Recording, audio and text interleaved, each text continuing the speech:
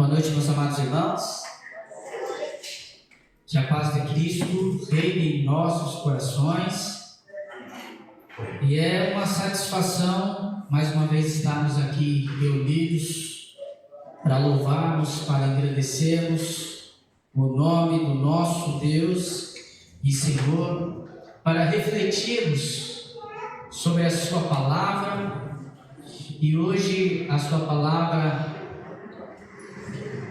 que nós vamos meditar se encontra no Evangelho de João, capítulo 3, versículos de 1 a 6. E o tema para pensar essa noite é a necessidade de nascer de novo. Existe uma necessidade, todos têm essa necessidade de nascer de novo. E é sobre essa realidade hoje que nós vamos meditar. Nós vamos conseguir projetar? Não, é? Tá certo. Então, eu vou fazer a leitura, os irmãos acompanhem, por favor. Evangelho de João, capítulo 3, versículos de 1 a 6. Você que trouxe a sua Bíblia, tem o aplicativo aí no seu celular, fica à vontade para nos acompanhar. Diz assim a mensagem do Senhor, a palavra do Senhor. Havia entre os fariseus um homem chamado Nicodemos, um dos principais dos judeus. Este, de noite, foi até Jesus e lhe disse: Rabi, sabemos que o Senhor é mestre vindo da parte de Deus, porque ninguém pode fazer esses sinais que o Senhor faz, se Deus não estiver com ele. Jesus respondeu: em verdade, lhe digo que, se alguém não nascer de novo, não pode ver o reino de Deus. Nicodemos respondeu. Nicodemos, ao contrário, ele perguntou: como pode um homem nascer sendo velho? Será que pode voltar ao ventre materno e nascer uma segunda vez? Jesus respondeu: em verdade, lhes digo que quem não nascer da água e do Espírito não pode entrar no reino de Deus. O que é nascido da carne é carne, e o que é nascido do Espírito é Espírito. Vamos orar? Santo e amado Deus, nós estamos diante da Tua presença e agora estamos diante da Tua palavra, Senhor. Tua palavra que é perfeita e tem o poder de falar aos nossos corações. O nosso pedido nesse momento, Pai, é que a Sua iluminação tome conta dos nossos corações e da nossa mente por meio do Teu Espírito Santo, para que possamos entender e aplicar nas nossas vidas a realidade do Teu reino e dos Teus ensinamentos. É no nome do Teu Filho Jesus que oramos, já agradecidos. Amém. Meus amados irmãos, nesses primeiros capítulos do Evangelho de João, nós encontramos o início do ministério público do nosso Senhor Jesus Cristo. Iniciando com o seu primeiro milagre, em João, capítulo 2, por meio da transformação da água em vinho. E aí, com essa evolução, em pouco tempo, nós vemos que o ministério de Jesus tomou notoriedade por meio das suas obras. Na sequência, ele purifica o templo ao expulsar os cambistas da casa de Deus. E aí, com essa evolução, nós vamos encontrando Jesus operando com sinais miraculosos diante de todos ali que viviam na Palestina. Então esta foi a realidade e o início da vida ministerial do nosso Senhor Jesus Cristo. Então, obviamente, ele estava ali em Jerusalém, pelo texto. Claro que por ser alguém da região e envolvido na cultura judaica, entendo que não era a primeira vez que ele estava em Jerusalém, mas sim podemos entender que era a primeira vez que ele estava em Jerusalém já com seu ministério público estabelecido.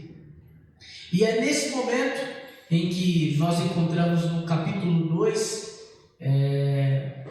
algumas passagens que antecedem a esse texto que nós lemos, e que Jesus já tinha sido notado por algumas pessoas por aquilo que ele realizava, que nós encontramos um homem, o Nicodemos, que foi procurar Jesus, obviamente, ou por ter contemplado, participado, ou pelo menos por ter ouvido falar daquele homem diferente. Claro que eles ainda não tinham a dimensão de quem era o nosso Senhor Jesus Cristo. E aí, com a evolução do Evangelho de João, conforme ele foi se desenvolvendo cada vez mais, e isso foi ficando claro.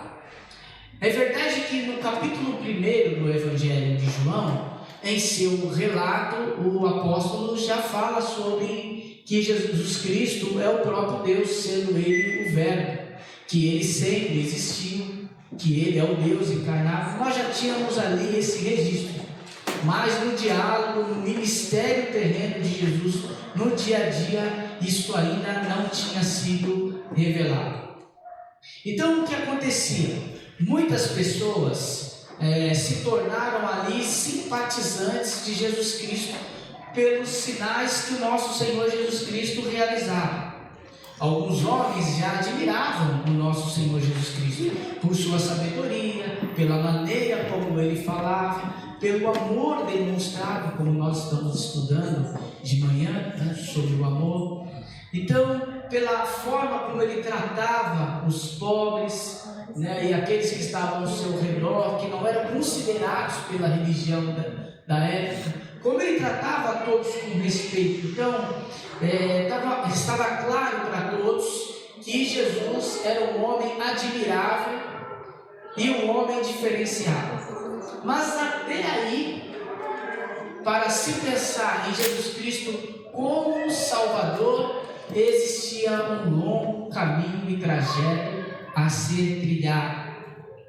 O fato deles se simpatizarem com Jesus não significava necessariamente que eles tinham entendido na plenitude quem era o nosso Senhor Jesus Cristo. Isso acontece nos dias de hoje? Sim, muito. Muitos admiram Jesus pelas histórias, por tudo aquilo que se tem falado de Jesus, e pelo próprio fato de que a história não nega a existência de Jesus Cristo.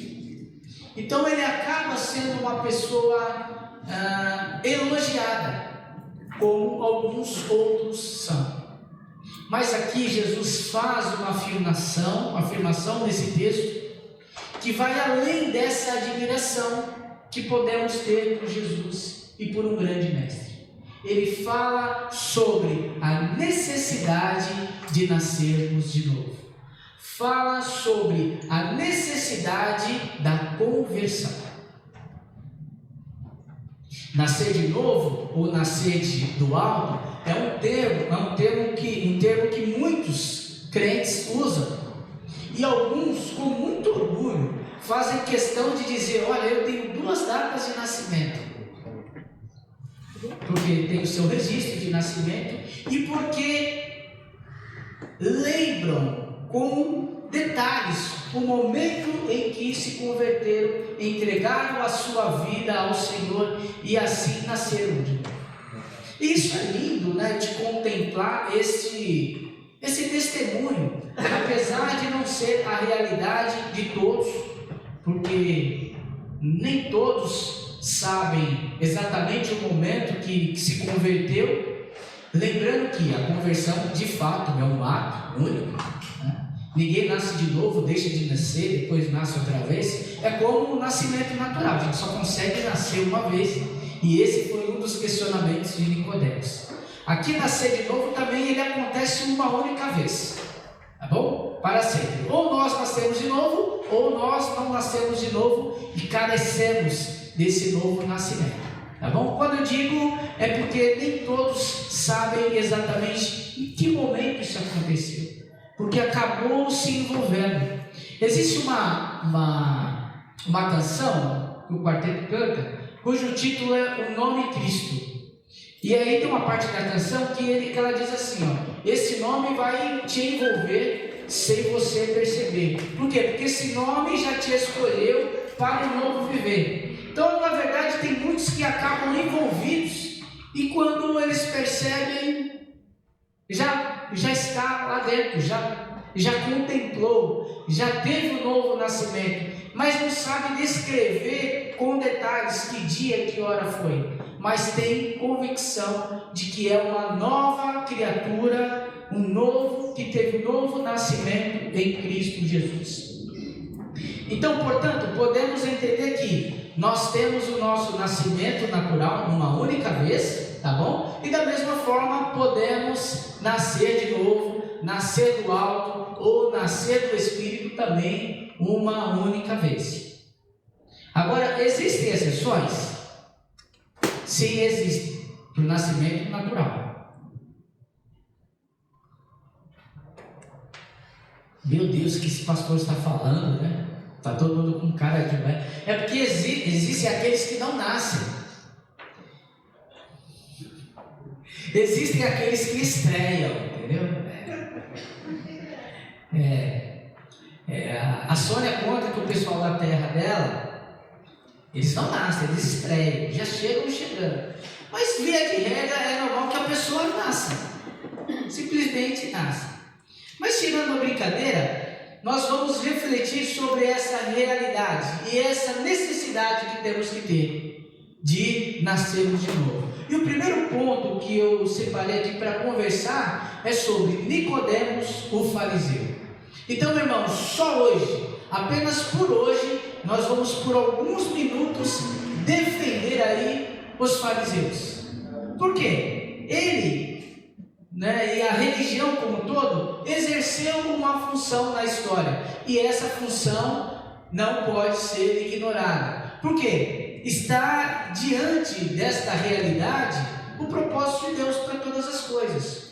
Obviamente que nós percebemos que com o decorrer do tempo, esses religiosos, eles acabaram se perdendo pela história, principalmente a partir do momento em que perseguiram Jesus, mas tanto Nicodemos como os fariseus e as outras seitas ou partidos do judaísmo foram importantes na história para que Jesus Cristo nascesse, para que o Evangelho chegasse a nós, enfim. Então nós podemos glorificar a Deus por essas coisas porque entendemos que existiu um propósito de Deus em tudo isso. Então quem foi Nicodemos? Nicodemos foi alguém importante, um fariseu importante. Ele era membro do Sinédrio, era alguém que fazia parte da Suprema Corte judaica. Tratava-se de um mestre de grande prestígio para a sua época, Era um professor, alguém que conhecia a palavra de Deus, pelo menos o cano que eles tinham, o cano judaico até o momento. É alguém que era rigoroso, obediente da lei, é alguém que dedicava a sua vida ao estudo. É um PhD, o mestre de fato estudioso. E na época, os fariseus, assim como todo o segmento do judaísmo, eles tinham uma ideia preconceituosa de entender que eles gozavam de um privilégio diante de Deus por algumas questões, e dentre essas principais, pelo fato de serem descendentes de Abraão, e o seu zelo, o seu cuidado, o esforço humano que eles dedicavam com a lei de Moisés. Então eles entendiam que nós já somos da descendência de Abraão e ainda somos rigorosos com a lei, zelosos com os princípios estabelecidos por Deus. Então, por essas razões, eles achavam que tinham um privilégio diante de Deus diferenciado e que eles exclusivamente eram os escolhidos de Deus. Então, entendendo esta realidade, podemos perceber que aquele homem tinha dificuldade de entender as suas próprias necessidades. E como é importante pensar nisso, que aquele homem, ele procura Jesus à noite para conversar com Jesus, e aí quando ele começa aquele diálogo elogiando a Jesus, nós começamos a perceber que ele não faz nenhuma pergunta diretamente a Jesus, mas Jesus vai no ponto certo e já diz: é necessário nascer de novo. E por isso é importante nós refletirmos sobre a conversão, porque a conversão é o principal, senão tudo é em vão, nada faz sentido. Nicodemos nem entrou em detalhes do que ele queria com Jesus. Jesus já disparou: olha, então precisa nascer de novo. Digamos que Nicodemos se apresentou, fez elogios a Jesus, basicamente é isso, mas Jesus logo começou a dar as cargas e direcionar aquele diálogo. Porque quando nós vemos o diálogo, ele acaba se desenvolvendo nessa temática do novo nascimento. Como é que é? Se eu tenho que voltar para o ventre da minha mãe? Se não, e se minha mãe morreu? Como é que eu faço agora? Então o diálogo foi desenvolvido aí, porque aquele era o ponto principal que Jesus tinha identificado e que Nicodemos precisava daquela mudança de nascer de novo. Mas como surgiram então os fariseus e os partidos judaicos? Esses partidos judaicos surgiram após a revolta dos Macabeus. Surgiram esses grupos religiosos baseados em judeus que tinham um zelo importante pelas leis que eles tinham e pelos costumes judaicos. O que aconteceu, irmãos, é que no período que nós temos, que nós chamamos bíblico, entre o Antigo e o Novo Testamento, o período intertestamentário é um período em que a cultura helenística, ou seja, a cultura grega, tomou conta daquele mundo antigo. E aí eu sei que todos aqui, ou pelo menos a maioria, já ouviu falar de Alexandre o Grande, o conquistador, que tomou conta do império naquele período, mas de maneira precoce, aquele homem morreu e o seu império foi dividido. E uma parte desse império dividido ficou com um dos povos, e esse povo que fazia parte do Império Seleucida, que dominou aqui aquela parte, a parte da Palestina, por algum tempo. Então, por aproximadamente o ano de 167 ao 160 a.C., em função de um governante chamado Antíoco IV, mas ele gostava do nome Epifânio, o que quer dizer Deus manifesto, né? E quando o camarada se considera Deus, nós já sabemos que aí vem o problema. Aquele homem, ele decide enraizar nos judeus a cultura helenística e acaba perseguindo aquele povo. E a perseguição foi de tal maneira que a religião judaica foi proibida naquela época.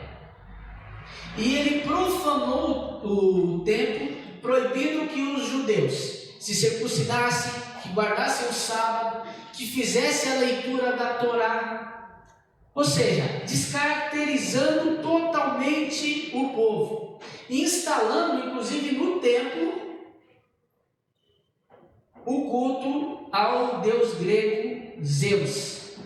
E inclusive para afrontar os judeus, promoveu ali o sacrifício de porcos, que eram animais considerados impuros para os judeus. Então tudo aquilo foi feito para desmoralizar o povo completamente. E é nessa realidade, nesse contexto, existe a revolta dos Macabeus. Deus, que retoma essa parte religiosa e também política do povo por um determinado tempo, até que o Império Romano tomou conta e impediu que aquela cultura e que toda aquela história de Israel fosse destruída completamente, porque até as escrituras sagradas eram queimadas naquele período.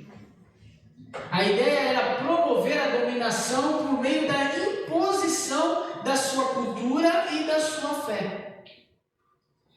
E por que eu estou dizendo isso? Exatamente para explicar para os irmãos que os fariseus cumpriram o seu papel dentro da história, para que o Evangelho de alguma forma chegasse a nós até hoje e para a manifestação também do nosso Senhor Jesus Cristo.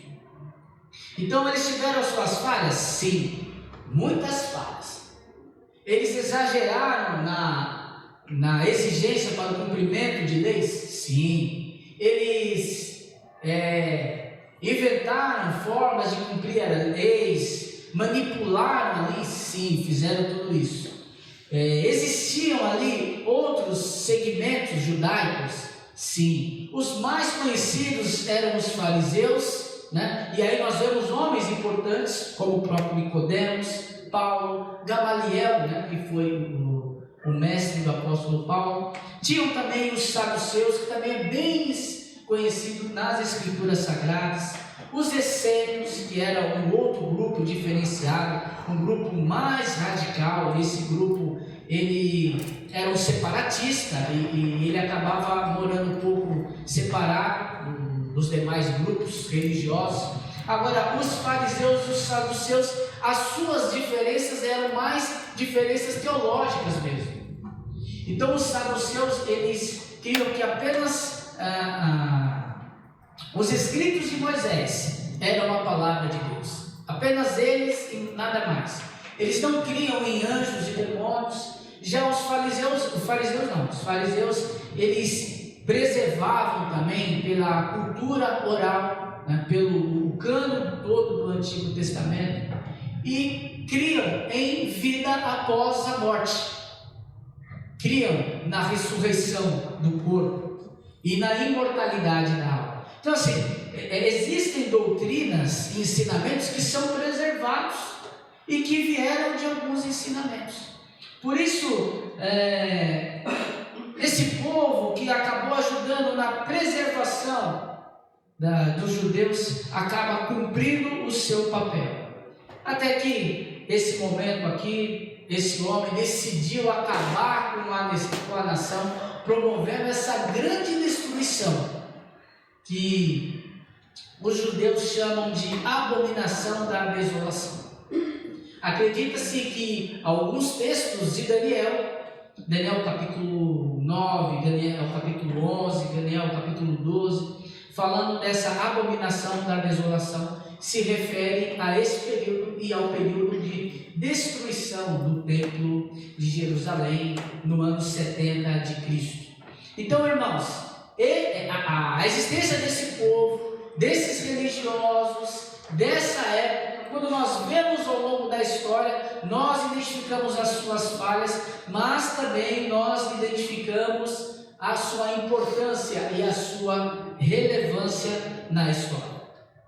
Então, sem dúvida nenhuma, o Nicodemos, ele era um fariseu e ele era um fariseu de destaque. Ele era a elite da elite, era um homem respeitadíssimo. E ali ele procura o nosso Senhor Jesus Cristo para ter um diálogo com ele. E aí nós passamos para o ponto 2, em que Jesus explica para nós a insuficiência da religiosidade. Quando ele fala essa necessidade de nascer de novo, é isso que ele explica. Aquele homem, ele se aproxima de Jesus com elogios, reconhecendo que Jesus era mestre vindo de Deus.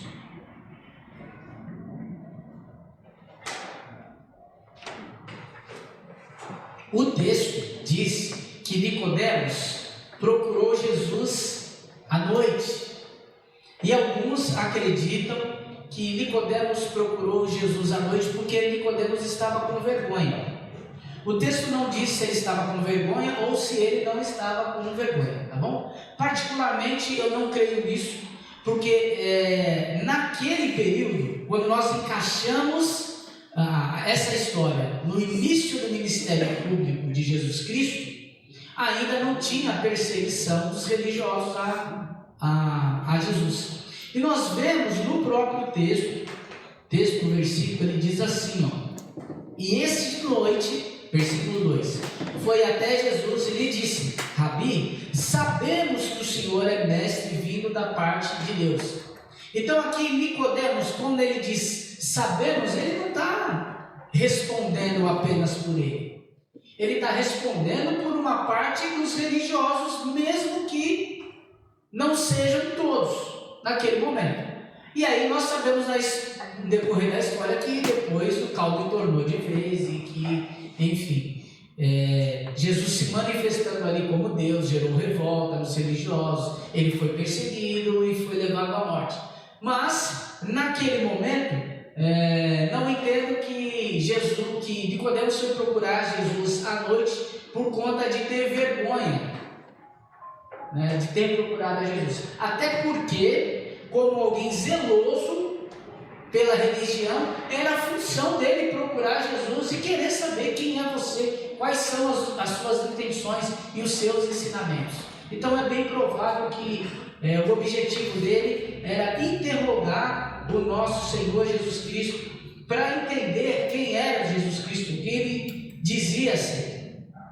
Então ele diz que não apenas ele, mas que aqueles mestres, ou pelo menos um grupo deles, sabia que o Senhor Jesus era mestre vindo de Deus por causa dos seus sinais. Reconhecia a necessidade dos sinais. E por causa dos sinais, ele tinha certeza que Jesus era um homem de Deus. E aí nós vemos que o Senhor Jesus Cristo não se deixa envolver pelos elogios. E aqui, irmãos, não é entrar no mérito se os elogios eram falsos ou eram verdadeiros, tá bom? A questão aí importante de Jesus é que Nicodemos precisava de uma mudança urgente. Então aqui Jesus começa a dar as cartas do diálogo, dizendo: maravilha, se você sabe que de fato eu sou um homem vindo de Deus por conta dos meus sinais, então deixa eu te dizer algo importante. Você precisa nascer de novo. Para entrar no reino de Deus é necessário nascer de novo, nascer da água, nascer do Espírito. E aí ele começa então a mostrar para Nicodemos essa realidade. Até ali, provavelmente, Nicodemos estava iludido com o privilégio da sua religião. Lembra o pensamento que ele tinha, né? Que comentamos na introdução. Nicodemos achava: bom, eu já sou judeu, sou descendente de Abraão, sou zeloso pela lei, e isso para mim é suficiente. Estou de boa, vou ver aqui o que esse Jesus aqui tem para nós. Talvez a ideia dele era de elogiar Jesus, e Jesus elogiava: parabéns, vocês também, vocês são cumpridores da lei, poxa, vocês são pessoas exemplares na sociedade. Não sei se era esse o objetivo, se ele esperava isso de Jesus. Mas Jesus vai direto ao ponto e acaba com essa suposta ilusão de privilégio que aquele homem e aquele grupo religioso tinha. Jesus ensina a necessidade de nascer de novo. E hoje muitos continuam iludidos. Muitos continuam iludidos. Achando que pelo fato de professarem apenas a fé, tem algum privilégio. Professar a fé é importante? É necessário? Também é, mas não é tudo. Ou então pensam que são melhores porque fazem parte de alguma igreja. Não, eu estou arrolado na membresia da igreja, então estou com meu selo aqui garantido. Ou então pensam que são melhores porque já foram batizados. Não, eu estou tranquilo porque eu fui batizado. Não, melhor, eu sou membro da igreja, eu fui batizado, eu ainda exerço uma função na igreja. Ainda trabalho, olha que maravilha, só vai subir. Mais um ele vai passar Nicodemos. E aí eu faço tudo isso, ainda eu ajudo a igreja num projeto social, eu sou voluntário, eu ajudo o pastor Edson. Que maravilha. Eu posso chegar diante de Jesus e falar: Jesus, está tudo certo entre nós, mas se você não tiver nascido de novo, não deu nada certo. Porque tudo isso, por mais importante que seja, e é importante, tá bom? Tudo isso é em vão, porque não é o principal.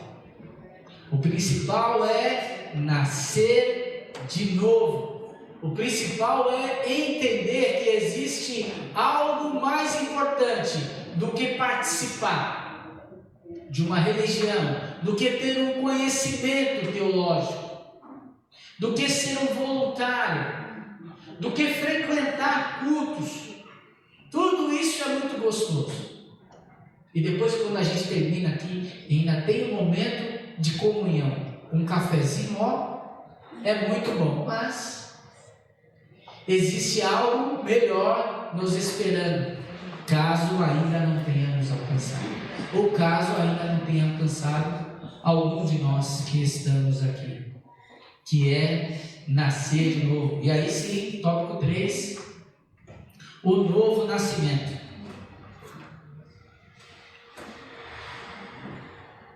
A palavra grega aqui, para explicar, para falar necessário nascer de novo, que traduz o novo, ela provavelmente Jesus proferiu em aramaico, que era o discurso. E aí as escrituras, o original em grego.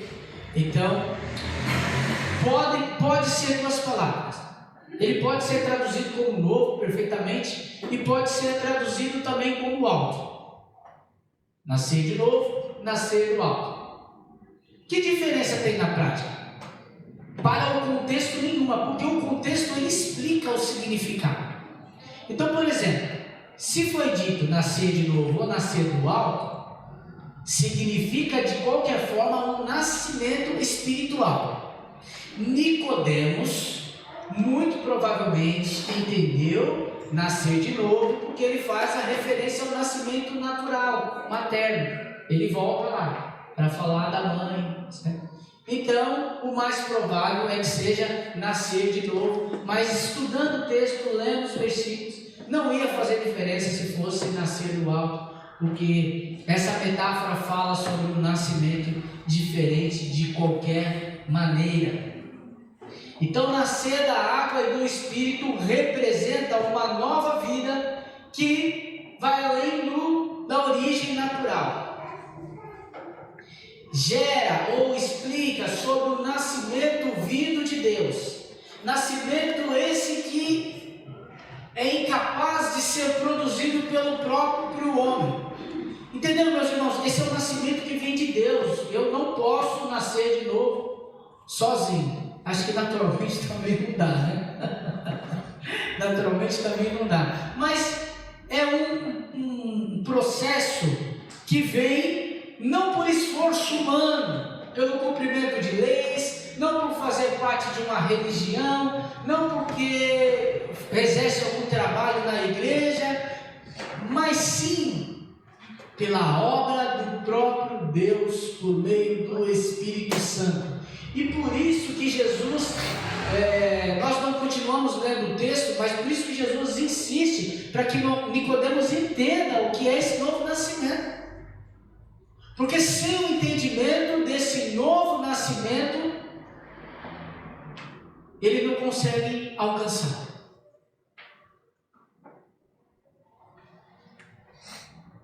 Porque nós precisamos entender sobre o novo nascimento e precisamos orar a Deus para que ele seja compreendido. Porque em 1 Coríntios, capítulo 2, versículo 14. O apóstolo Paulo disse: ora, o homem natural não compreende as coisas do Espírito de Deus, porque lhes parece loucura e não pode compreender, porque ela precisa ser decidida de maneira espiritual, discernimento espiritual, precisa. Sem ele não dá para compreender as coisas, o novo nascimento. Então, essa dificuldade nós temos, nós precisamos do auxílio do próprio Deus, para que esse novo nascimento seja possível. E por que eu preciso desse novo nascimento? Porque sem esse novo nascimento, quando nós entramos na igreja, quando nós participamos do culto, nós podemos passar anos, tempos, eras, a vida inteira dentro da igreja e não entender nada do que está acontecendo lá.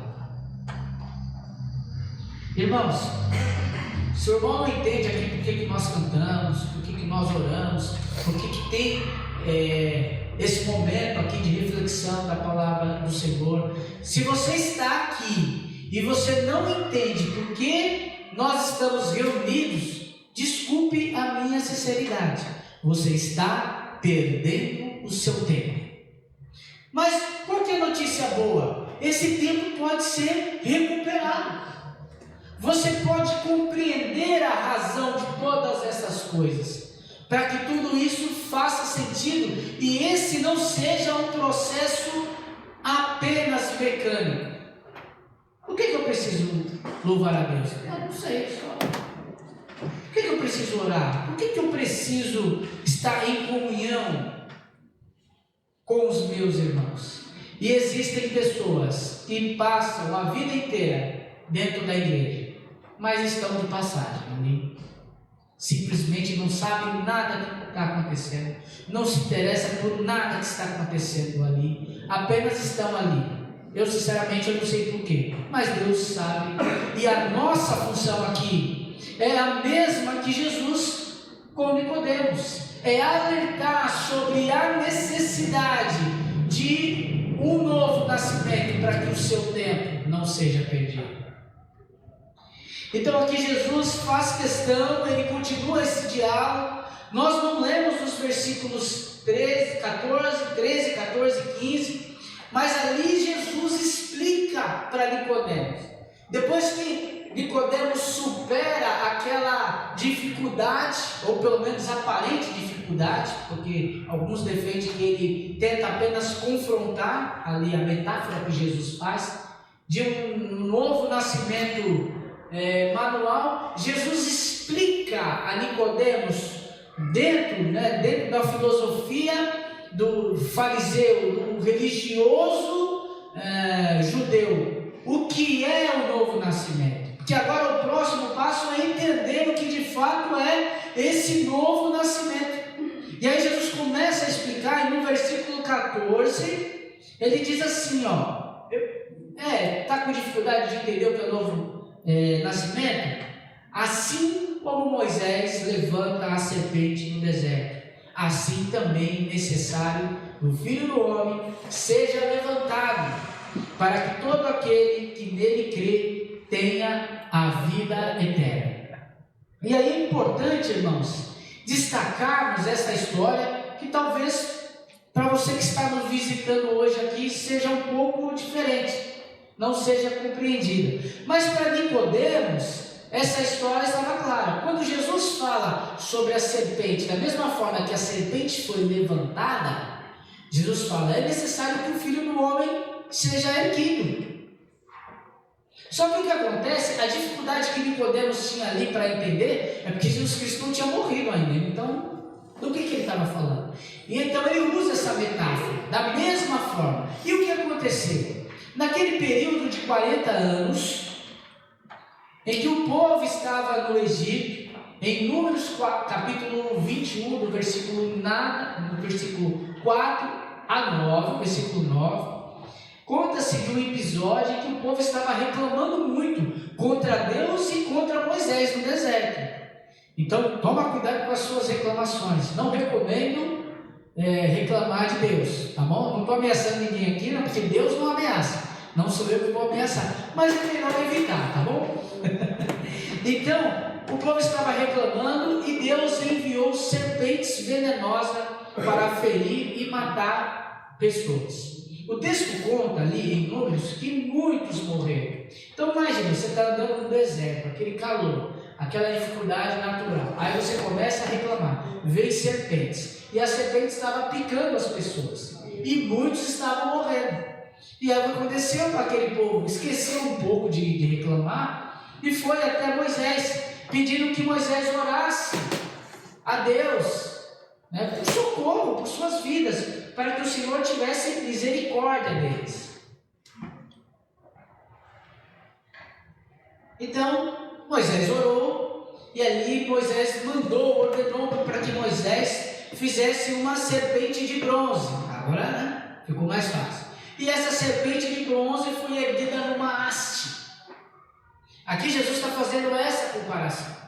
Por quê? A partir daquele momento, todos aqueles que foram picados pela cobra, que olhassem para a serpente, de bronze erguida, com fé seriam curados. E é disso que Jesus está falando.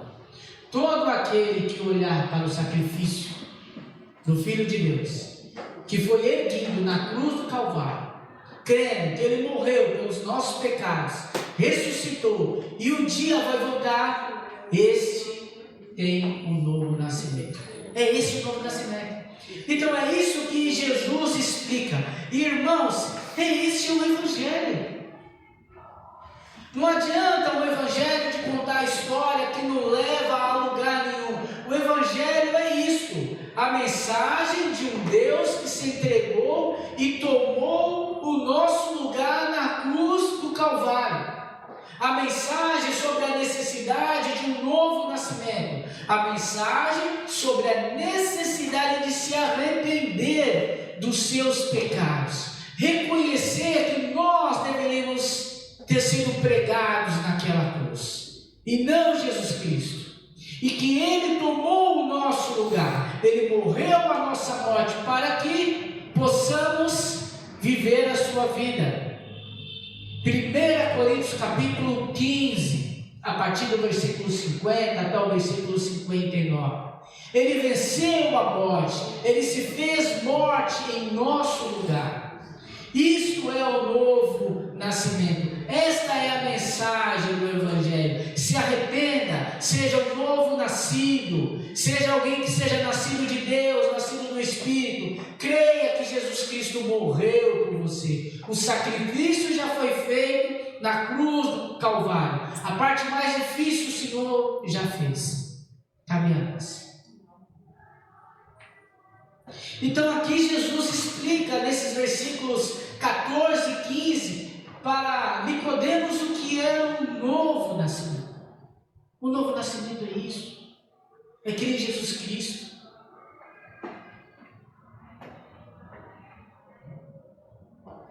Esse é o Evangelho, e precisamos nos preocupar com esse Evangelho, porque é essa a mensagem que importa. E o apóstolo Paulo, ele tem essa preocupação com o Evangelho puro, cristalino, com a verdade da palavra de Deus, porque não adianta eu querer enfeitar o Evangelho para agradar ninguém.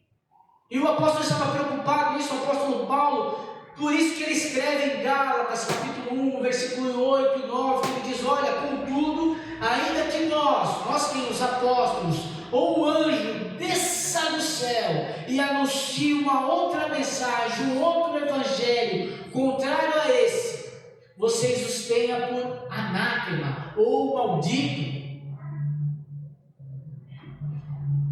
A mensagem do evangelho é ser uma nova criatura. Ele fala sobre a conversão, sobre mudar a nossa rota, o nosso caminho, baseado que na vida de Jesus, que foi derramada por meio da sua morte, do seu sangue na cruz do Calvário. E como Ele morreu na nossa morte, nós temos que viver em semelhança da sua vida. Ele trocou a nossa morte pela vida dele. Então, quando eu creio em Jesus, quando eu sou nascido de novo, eu vivo diferente. É isso que Jesus explica para Nicodemos. Isso nós fazemos uma vez na vida, mas é uma vez por toda. Essa é a decisão mais importante de todas as decisões que nós podemos tomar. Nós estamos preocupados com muitas coisas que vamos fazer. Nossa, eu tenho muitas decisões para fazer. Parabéns, se preocupe com todas essas. Mas não esqueça, a decisão das decisões é um novo nascimento. Se você não tomar essa decisão, lamento. Tudo que você viveu aqui é temporário e será em vão. Então, para concluirmos, irmãos, o convite do novo nascimento não é um convite simplesmente para se tornar uma pessoa melhor. Olha, agora eu estou indo na igreja, agora aprendi que eu preciso pagar minhas contas em dia, preciso ser responsável, eu não posso mais mentir, devo ser honesto em tudo que eu falo, eu devo tratar bem o meu pai, a minha mãe, os meus filhos, a minha esposa, o meu esposo. Parabéns! Tudo isso é importante, mas o novo nascimento não é esse convite, mas é a declaração que você precisa de uma regeneração que só Deus pode promover. E para que isso aconteça, é necessário que você erga os seus olhos e contemple a cruz do Calvário, onde Jesus morreu por amor de nós. Precisamos olhar para a cruz, contemplar a cruz, porque foi ali que o nosso Senhor nos salvou. Essa semana me perguntaram, se eu fosse evangelizar alguém e eu pudesse usar um versículo, que versículo eu usaria? Ei, pastor, me ajuda aí, qual versículo? Eu só tenho tempo para recitar e para explicar um versículo da Bíblia. Qual que eu sugiro? Eu sugiro um versículo desse texto, porque depois desse diálogo, que ele fala no versículo 14 e no versículo 15, sobre a necessidade de levantar a serpente, vem o versículo 16, que talvez seja o versículo mais conhecido de toda a Bíblia. E nós vamos ler juntos. Vamos lá? Porque Deus amou o mundo de tal maneira que deu seu Filho unigênito, para que todo aquele que nele crê não pereça, mas tenha a vida eterna. Você quer ter um novo nascimento? Quer ter a vida eterna? O que precisa é crer em Jesus Cristo. Que o Senhor nos abençoe. Amém.